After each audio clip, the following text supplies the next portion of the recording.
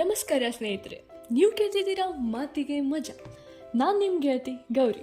ಇವತ್ತಿನ ಕತೆ ಒಂದು ಸಣ್ಣ ಚಹಾ ಅಂಗಡಿಯಲ್ಲಿ ನಡೆದು ಒಂದು ಹಾಸ್ಯಾಸ್ಪದವಾದಂತಹ ಆದರೂ ಸ್ಫೂರ್ತಿದಾಯಕವಾದಂತಹ ಕಥೆಯನ್ನು ಹೇಳ್ತೀನಿ. ಬೆಂಗಳೂರಲ್ಲಿ ಒಂದು ರಸ್ತೆ ಬದಿಯಲ್ಲಿ ಚಹಾ ಅಂಗಡಿ ಇತ್ತು. ಆ ಅಂಗಡಿಯ ಮಾಲೀಕನ ಹೆಸರು ವಿನಾಯಕ್ ಅಂತ ಹೇಳಿ. ಅವನ ಚಹಾ ಇಡೀ ಬ್ಲಾಕ್ನಲ್ಲಿನೇ ಫೇಮಸ್ ಆಗಿತ್ತು.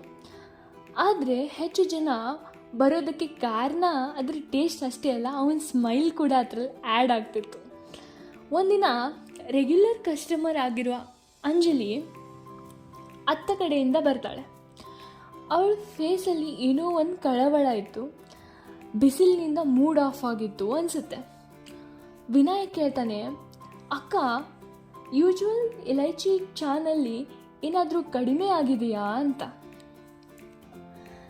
ಅವಳ ಮೂಡ್ ಆಫ್ ಆಗಿರೋದು ಅವನಿಗೂ ಗೊತ್ತಾಗುತ್ತೆ. ಅದಕ್ಕೆ ಅಂಜಲಿ ಉತ್ತರಿಸ್ತಾಳೆ, ಆಫೀಸ್ ಲೈಫ್ ನನಗೆ ಸಾಕಾಗಿದೆ ವಿನು, ಕನಸುಗಳೆಲ್ಲ ಕೋಡಿಂಗ್ ಕೋಡಿಂಗ್ ಕೋಡಿಂಗ್ ಅಂತ ಮರೆತು ಹೋಗ್ತಿದೆ ಅಂತ. ಅದಕ್ಕೆ ಅವನು ನಗ್ತಾ ಹೇಳ್ತಾನೆ, ನಾನು ಒಂದಿನ ಪ್ರೋಗ್ರಾಮರ್ ಆಗೋ ಕನಸು ನೋಡಿದ್ದೆ, ಅದಕ್ಕಾಗಿ BCAನೂ ಮುಗಿಸಿದೆ, ಆದರೆ ಈಗ ಚಹಾ ಅಂಗಡಿಲಿ ಕೆಲಸ ಮಾಡ್ತಿದ್ದೀನಿ ನೋಡಕ್ಕ ಅಂತ ಹೇಳ್ತಾನೆ. ಆಗ ಅವಳು ಅಚ್ಚರಿಯಿಂದ ಕೇಳ್ತಾಳೆ, ಮತ್ತೆ ಕೋಡಿಂಗ್ ಬಿಟ್ಬಿಟ್ಟಿಯಾ ಅಂತ. ಅದಕ್ಕೆ ವಿನಾಯಕ್ ನಗ್ತಾ ಉತ್ತರ ಕೊಡ್ತಾನೆ, ಅಲ್ಲ ಅಕ್ಕ, ನಾನು ಕೋಡಿಂಗ್ ನೋಡಬೇಕಾದ್ರೆ ಬೇರೆ ಯಾರನ್ನೂ ನೋಡ್ತಿಲ್ಲ. ನನ್ನ ಕಪ್ ಚಹಾಗಳಲ್ಲಿ ನಾನು ನನ್ನ ಕನಸು ತಯಾರಿಸ್ತಾ ಇದ್ದೀನಿ ಅಂತ ಹೇಳ್ತಾನೆ.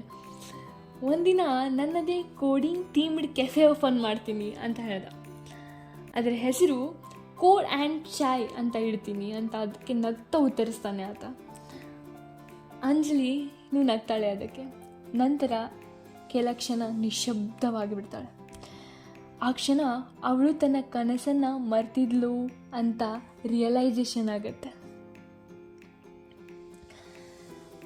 ಸರಿ ಸ್ನೇಹಿತರೆ, ಈ ಪಾಠದ ಏನು ಗೊತ್ತಾ, ಈ ಕಥೆಯ ಪಾಠ ಏನು ಗೊತ್ತಾ, ಕನಸುಗಳು ದೊಡ್ಡದಾಗಿರ್ಬೋದು, ಆದರೆ ಅವು ಶುರುವಾಗೋದು ತುಂಬ ಸಣ್ಣ ಸಣ್ಣ ಕಥೆಗಳಿಂದ.